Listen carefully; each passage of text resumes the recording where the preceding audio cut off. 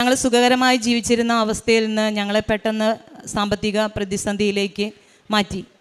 ഉടമ്പടി എടുത്തത് ഇത് കടുത്ത രൂക്ഷമായ സമയത്തിലാണ്.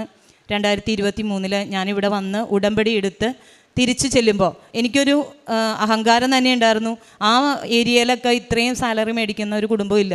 2-2.5 ലക്ഷം രൂപ മാസമൊക്കെ കിട്ടിയിട്ട് അത്രയും നന്നായിട്ട് ജീവിച്ചു പോകണ ഞങ്ങളെയൊന്നും തോൽപ്പിക്കാൻ ആർക്കും പറ്റില്ല എന്നുള്ള ആ ഒരു ഇത് ആദ്യം തന്നെ ഒടിച്ചു കളഞ്ഞു എന്നുള്ളതാണ്.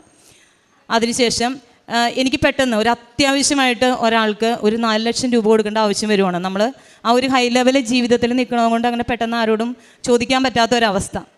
ഞാൻ വേഗം തന്നെ ഞാൻ ആരാധനയിൽ എന്നും ഞാൻ ആരാധന കൂടുമ്പോൾ എനിക്കുണ്ടായിരുന്ന ഒരു അനുഭവം നിങ്ങളോട് ഞാൻ ഷെയർ ചെയ്യുകയാണ്. ഞാൻ എല്ലാ ആഴ്ചയിലും ആരാധന കൂടും, ഇതുവരെ മുടക്കിയിട്ടില്ല. ആരാധന എപ്പോൾ കൂടുന്നോ അന്ന് എനിക്ക് എന്തൊക്കെ കാര്യങ്ങൾ നടക്കാനുണ്ടോ അതെല്ലാം നടന്നിരിക്കും. അതെൻ്റെ ഒരു സാക്ഷ്യമാണ്. എൻ്റെ ചുറ്റുമുള്ള എല്ലാവരോടും ഞാനത് പറയാറുണ്ട്. അതേപോലെ അന്ന് ഞാൻ ആരാധന കൂടിക്കൊണ്ടിരിക്കുന്ന സമയത്ത് എൻ്റെ ഉള്ളിലൊരു ഉൾവിളി പോലെ പറയുവാണ്, നീ ആരോടും ചോദിക്കേണ്ട, നിൻ്റെ വീട്ടിൽ വേലയ്ക്ക് മുമ്പ് നിന്നിരുന്ന ഒരാളുണ്ട്, അവരെ സഹായിച്ചിരുന്ന ഒരു സ്ത്രീയുണ്ട്. ഞാൻ പറഞ്ഞിട്ട് തന്നെ അവരെ സഹായിച്ചിരുന്നത്. അപ്പോൾ അവരെ വിളിക്കാൻ പറഞ്ഞ് ഞാൻ അങ്ങനെ അവരെ നമ്പർ സംഘടിപ്പിച്ച് വിളിക്കുവാണ്. അങ്ങനെ ഞാൻ അവരെ വിളിക്കുമ്പോൾ ഉണ്ടായ ഒരു അത്ഭുതമാണ് എനിക്കിപ്പോഴും വിശ്വസിക്കാൻ പറ്റാത്തൊരു കാര്യം. ഞാൻ അവരെ വിളിക്കുമ്പോൾ അവർ പറയുവാണ്, നിങ്ങൾ അന്വേഷിക്കുന്ന ആളല്ല ഞാൻ, ആ ആളേ അല്ല.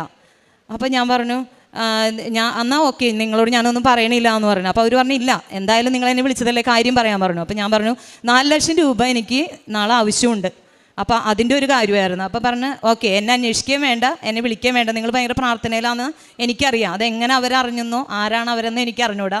എന്തായാലും പിറ്റേ ദിവസം ഞാൻ സ്കൂളിൽ ഇരിക്കുന്ന സമയത്ത് ഏകദേശം 11 മണിക്ക് എൻ്റെ അക്കൗണ്ടിലേക്ക് എനിക്ക് പിറ്റേ ദിവസം അടയ്ക്കേണ്ട 1 ലക്ഷം രൂപ സഹിതം 5 ലക്ഷം രൂപ എൻ്റെ അക്കൗണ്ടിലേക്ക് വന്ന് വീഴുവാണ്.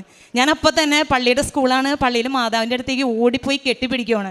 വെച്ച് അങ്ങനത്തെ കാര്യങ്ങളൊന്നും നമുക്ക് ആരോട് ഷെയർ ചെയ്യാൻ പറ്റുന്ന ഒരു സാഹചര്യമല്ല.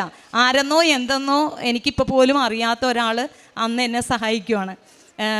മനുഷ്യത്വപരമായിട്ട് ജീവിക്കുന്ന ഞാനിപ്പോൾ ഒരുപാട് പേരെ കാണുന്നതായതുകൊണ്ട് എനിക്കറിയാം അതിൽ എത്ര പേര് എങ്ങനെയുണ്ട്, ആരാണ് ശരി, ആരാണ് തെറ്റ്, അതൊക്കെ മനസ്സിലാക്കാനുള്ള തിരിച്ചറിവ് ഈ ഉടമ്പടിയിലൂടെയാണ് ലഭിച്ചത്.